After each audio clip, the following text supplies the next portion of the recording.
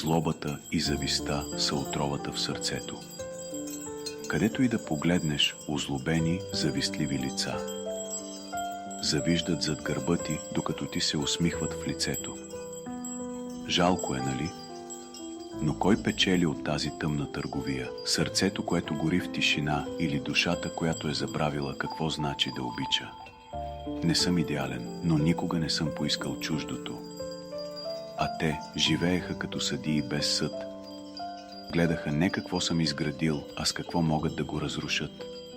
Понякога ми се струваше смешно, колко усилие влагат в омразата.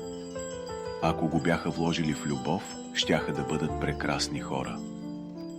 Но знаеш ли какво е най-ироничното? Нека ме мразят, ако това им дава усещането, че са живи. А аз ще живея така, че никога да не престанат да ми завидуват.